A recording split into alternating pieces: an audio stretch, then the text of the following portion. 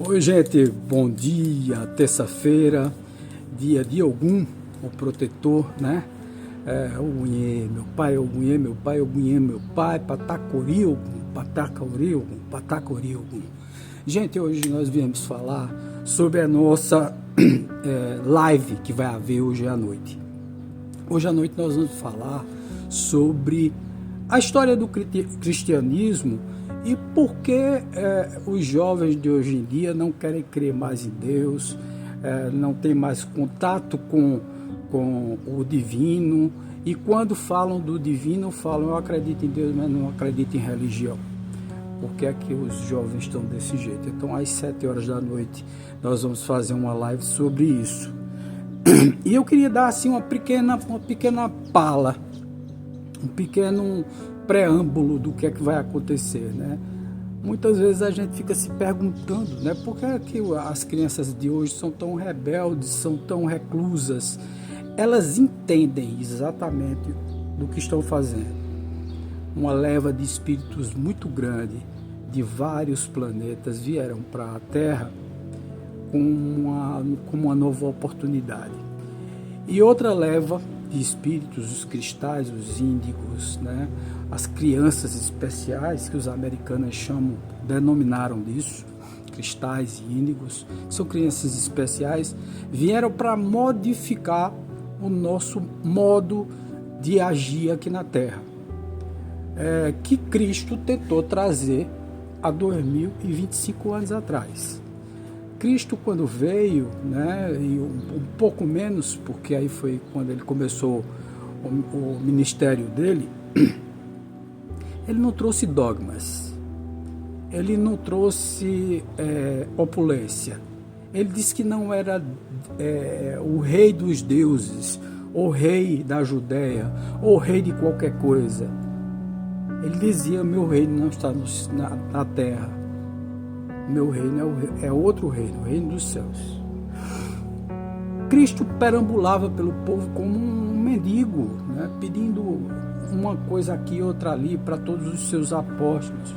Levava a cura, levava o conforto, levava coisas lindas. O que é que nós temos hoje? Várias igrejas usando dogmas, usando evangelhos canônicos, 4 evangelhos apenas: Mateus, Marcos, Lucas e João. Então nós temos aí 4 evangelistas, 27 livros, totalmente deturpado pelos concílios que a igreja veio promovendo desde o ano 300 e pouco, com Constantino. Depois, no ano 500, né, com Justiniano, o Papa Leão I, só para vocês terem uma ideia, a gente está agora na fase do Papa, o Leão I participou do primeiro concílio de Nicéia. E nesse concílio se decidiu várias coisas, por exemplo, separar os outros escritos, quer dizer, os outros evangelhos de Tiago, de Pedro, os evangelhos de Maria de Madalena, de Tomé, os evangelhos de Judas e outros evangelhos e outros escritos, outros pensamentos que eles achavam perigosos, eles esconderam lá. Formaram uma estrutura com a capacidade de Roma tomar conta daquelas estruturas com mão de ferro. Se a gente não pode ter os cristãos do nosso lado, que eles são aguerridos, eles morrem na frente das feras, eles vão e dão a cara, não abrem mão da sua cristandade e tal, são corajosos, vivem maltrapilhos na rua, mas pregando, não tem medo de morrer porque sabe que existe uma outra vida.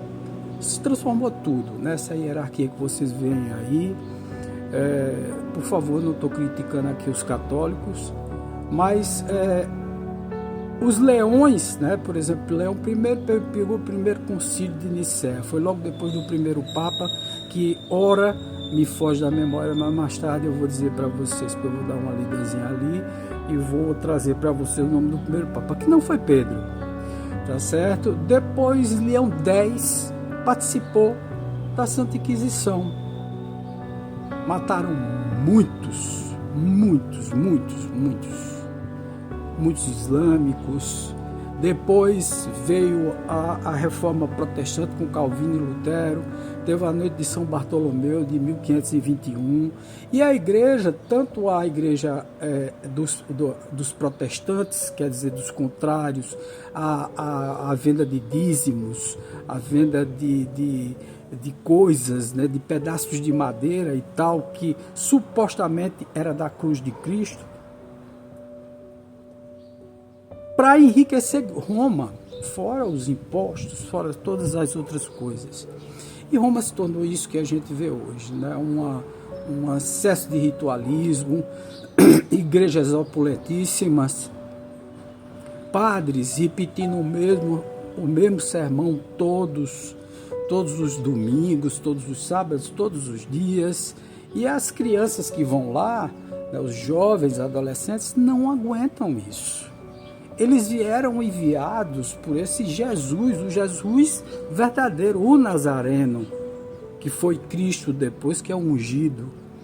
Então eles não admitem essa opulência de Roma, eles não admitem isso tudo. Então eles se dizem não católico, não protestante, não nada.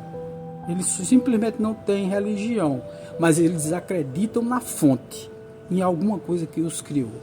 Então é muito bom pensar que as nossas crianças já não querem mais ir a cultos, a missas, a sinagogas, porque as pessoas continuam com a mesma visão de antigamente, só que inserindo um bocado do capitalismo, um bocado da exploração, um bocado das mentiras, das distorções, das traduções dos livros daquela época. Tanto da Torá, com Moisés, com as leis mosaicas que nós vamos ler hoje, vamos conversar sobre elas, da Torá, que é judia, é judeu aquilo lá, quanto do novo evangelho, o evangelho de Jesus, que só tiveram 4 evangelistas, quando tinha 12 apóstolos, 13 com Maria, e mais Paulo 14.